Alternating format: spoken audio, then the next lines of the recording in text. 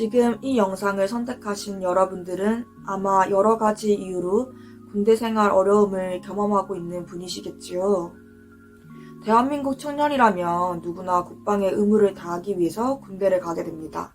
처음엔 좀 족같아도 좀 지나고 보면은 뭐 견딜만해. 하지만 군대 생활 어쩔 수 없지 않나 하면서 받아들이는 사람도 있는가 하며 나에게는 죽기보다 힘들고 감옥 같은 시간처럼 여겨지는 사람들이 있습니다. 제가 상담을 진행하면서 생각보다 많은 사람들이 군대 생활에서 어려움을 경험한 후에 현실 세계에 돌아오는 것이 힘들다는 것을 느꼈어요. 내가 군대 생활 실패로 인해서 세상으로부터 실패자라고 낙인된 건 아닌가? 무언가를 하기 너무 두렵다. 아니면 현재 지금 군 생활에서 내가 실패자인 것 같다라는 생각으로 어려움을 경험하고 있는 분들이 있을 것 같아서 이 영상을 준비하게 되었습니다. 이 영상이 여러분들에게 조금이나마 위로가 되었으면 합니다. 근데 꼭 이렇게까지 해줘야 되냐? 그냥 깔끔하게 해서 갖다 주면 안 돼?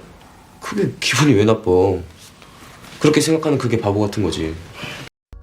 첫 번째로 단체 생활에서의 불합리를 받아들이지 못하는 유형이 있겠지요. 군생활 그냥 다 따르면 돼, 시키는 대로 하면 돼 라고 말을 하는 사람도 있지만 그냥 처음엔 그냥 시키는 대로만 하면 돼. 먹으라면 먹고 자라면 자고 싸라면 싸고 그냥 그것만 잘하면 돼. 내가 왜 이걸 받아들여야 되지? 의구심이 생기면서 점점 내가 이상한 사람이 되는 것 같고 힘들어집니다. 또는 권위나 명령에 대해서 내가 거부감이 큰 사람도 있겠지요. 영화에서 나오는 이승영이라는 등장인물은 명문대를 나오고 아주 똑똑하지만 군 생활의 불합리에 대해서 굉장히 의구심을 가지고 반발심을 가집니다. 이 일을 왜 해야 하는 건지 납득될 때까지 버티는 거죠. 군대란 조직에서는 그런 사소한 것들이 아주 중요한 거야. 걔네들도 처음에는 다 슬리퍼 갖다 주고 다 그랬어. 그런 승용 친구한테 군 생활은 착한 사람을 원하는 게 아니야. 말 잘 듣는 사람을 원하는 거야. 라는 조언을 하지만 이 친구에게는 그 말도 들리지 않고 더 답답하고 힘들었을 겁니다. 그리고 다른 유형으로는 몸이 좀 굼뜨거나 융통성이 없는 유형이 있을 수 있습니다. 통신관 CP2병 허지훈입니다. 무엇을 도와드릴까요? 그러면 도와줄 수가 없어. 너처럼 그렇게 느리게 말을 하면 도와줄 수가 없어. 융통성은 사실 내가 눈치를 키워보겠다고 해서 공부를 따로 해서 생기는 게 아니잖아요.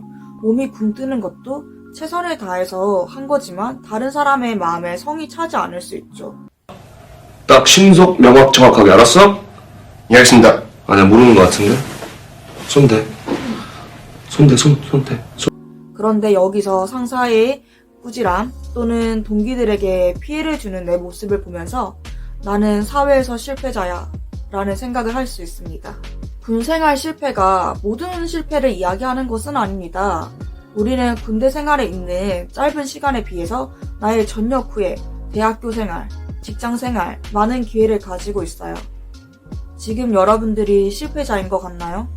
내가 아르바이트를 가면 군대에서처럼 피해를 줄 것 같아요? 내가 사람들한테 다가가면 다들 나를 싫어할 것 같아요?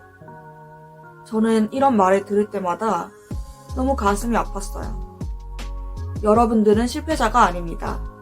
여러분들은 단지 그 생활에 익숙하지 못했고 적응을 하기 힘들었을 뿐입니다. 여러분들이 잘할 수 있는 건 많아요. 군대 생활 외에도 내가 할 수 있고 세상을 위해서 도울 수 있고 여러 가지 일들을 할 수 있습니다. 지금은 아마 내가 껌껌한 어둠 속에 있어서 아무 말도 안 들릴 거예요.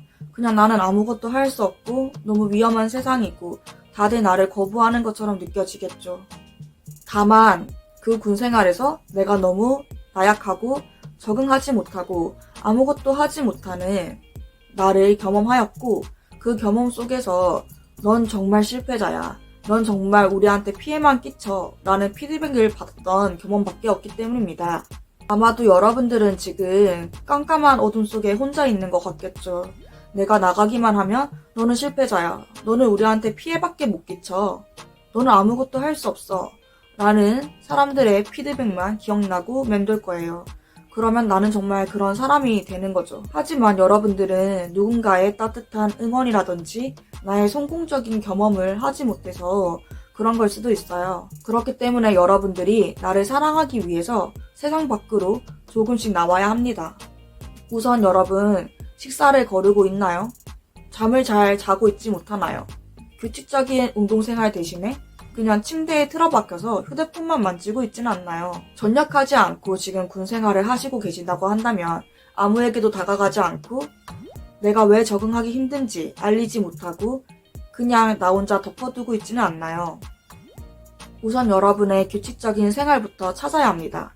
밥을 먹고, 씻고, 생활하고, 걷고 이런 규칙적인 생활 패턴을 시작하신다면 여러분들이 할 수 있는 작은 목표를 설정해보세요.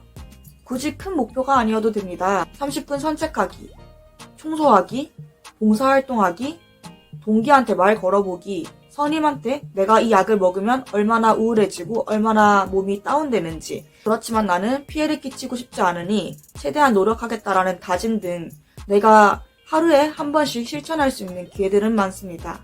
그리고 그 기회를 통해서 조금씩 긍정적인 변화들을 경험하신다면 여러분들은 대학 생활을 할 수 있고 아르바이트 경험을 시작할 수 있고 또한 손을 내밀어주는 동기나 선임들을 만날 수도 있습니다.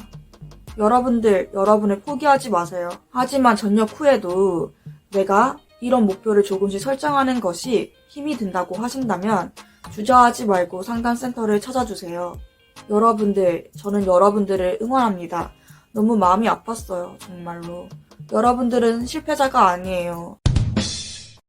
제가 몇 가지 작은 솔루션을 제시하였지만 사실 내가 굉장히 무기력하고 힘이 없는 상황이면 이런 작은 목표도 설정하고 나서 실천하기 힘들 수 있어요. 그래서 저의 처음 상담했던 많은 사람들이 저는 이런 작은 목표도 미룹니다. 저는 이런 작은 목표조차 하지 못하는 사람이에요. 라고 하면서 더 많은 우울감을 표현하는데요. 여러분들, 저도 시작 바로 하기 힘들어요. 저도 다이어트 항상 작심삼일 하고 있고요. 많은 사람들이 실패와 성공을 반복합니다. 하지만 여러분들이 조금씩 나를 위해서 무언가를 한다는 것 자체도 굉장히 훌륭한 거죠. 아무도 여러분들 비난할 수 없어요. 저는 여러분들이 조금이라도 용기를 가지고 한 발짝 한 발짝 여러분들을 사랑하기 위해서 세상 밖으로 나왔으면 좋겠습니다.